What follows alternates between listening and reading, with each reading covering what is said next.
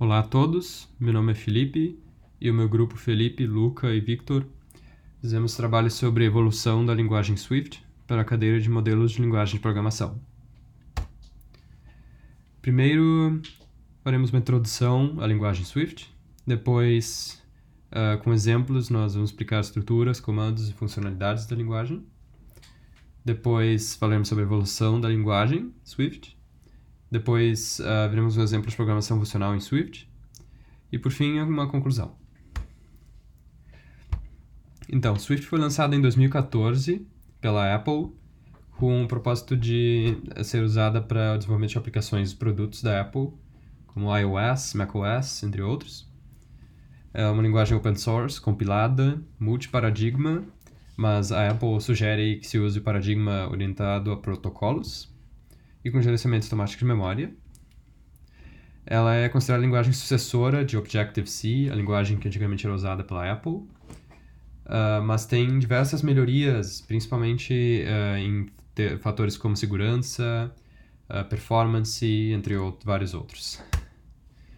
Algumas características gerais de Swift são, por exemplo, controle de acesso, tipos opcionais, optional, são exclusivos de Swift, e vários outros, por exemplo, suporte a Pass by Reference e Pass by Value, suporte à execução de código em Objective-C, debug e execução no IDE Xcode, entre vários outros. É uma linguagem estaticamente tipada e fortemente tipada. Os tipos de variáveis são sempre checados em termos de compilação, como mostram os exemplos aqui. E a conversão de tipos somente é permitida se feita explicitamente, como mostra o segundo item ali. Estruturas condicionais e de controle de fluxo em Swift são muito parecidas com outras linguagens. Não tem muito mistério aqui. Funções podem conter parâmetros com nomes internos e externos. Os nomes externos são usados fora da função, por exemplo, na chamada da função. E os nomes internos são usados dentro dela, no corpo da função. E a seta indica o retorno da função, sempre. E também é possível passar funções com parâmetro de outras funções. Closures são exclusivos de Swift e eles são blocos de funcionalidade que podem ser associados a variáveis e usados em instantes diferentes do código.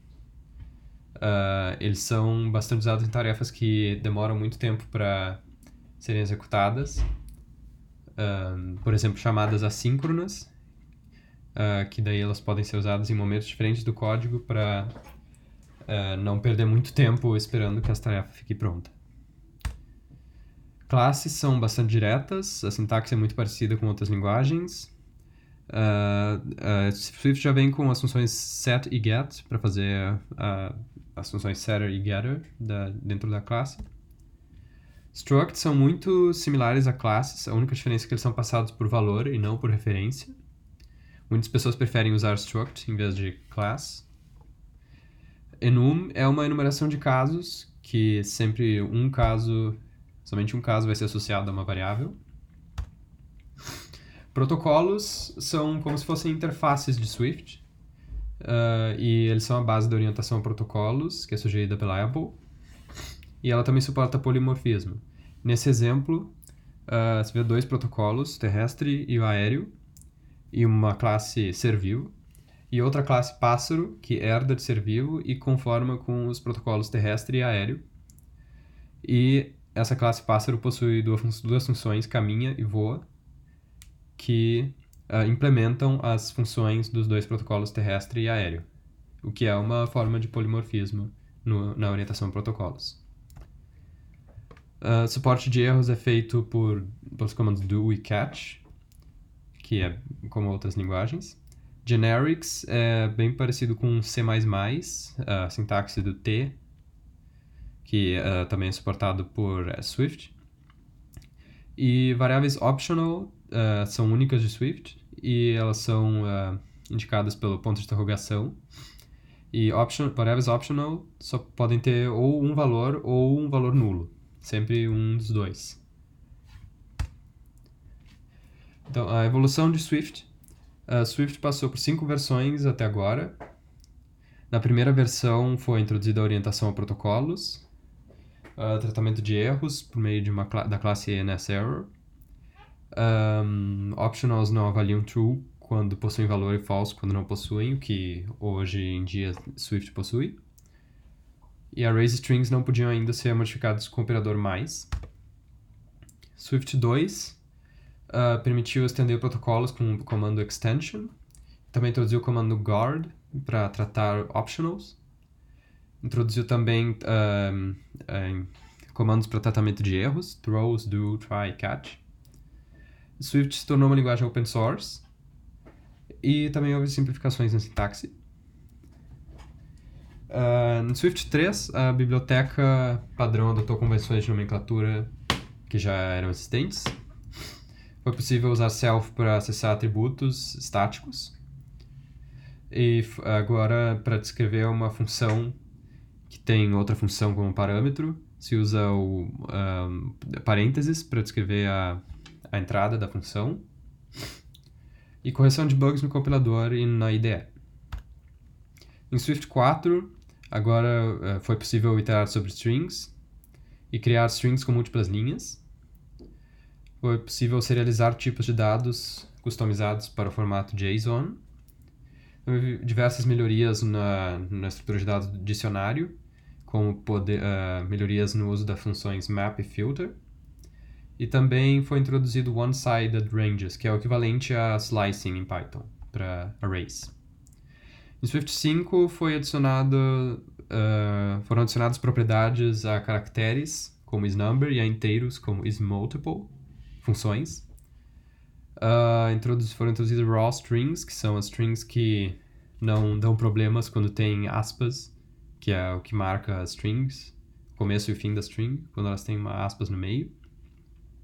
Tratamento de casos futuros desconhecidos, default, em um enum.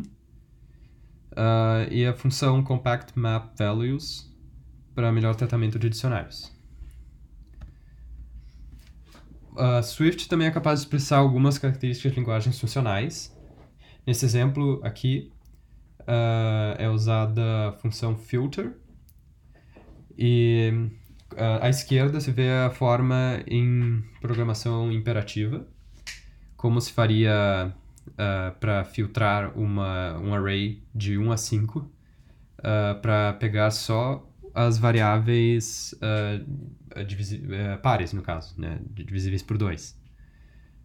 A versão imperativa ela requer muito mais linhas de código, requer uma iteração for, enquanto que a versão funcional, que é suportada por Swift por meio dos closures, que aqui quer dizer que a lista de 1 a 5 é aplicada à função filter, e entre as chaves é o conteúdo do closure, que testa se o conteúdo, o inteiro, mod 2 é igual a 0. E só essa linha de código é o suficiente para filtrar e obter o resultado que se quer, que é um array 2 e 4. E isso mostra como o Swift suporta alguns fatores de programação funcional. Conclusão, Swift é uma linguagem que tem cada vez mais crescido em popularidade, por ser uma linguagem bastante objetiva, com uma baixa curva de aprendizado, e também pela crescente demanda de aplicativos relacionados à Apple. E novidades recentes como uma nova biblioteca front-end, que foi recentemente lançada pela Apple, mostram que Swift ainda é uma linguagem bastante competitiva e adaptada às novas tendências. Existem vários pontos em quais Swift se destaca, por exemplo, na questão de acessibilidade para usuários com deficiências visuais e auditivas, e em bibliotecas gráficas como para produção de jogos, por exemplo, a biblioteca SpriteKit, também é bastante usada para produzir jogos e outros aplicativos. E era isso.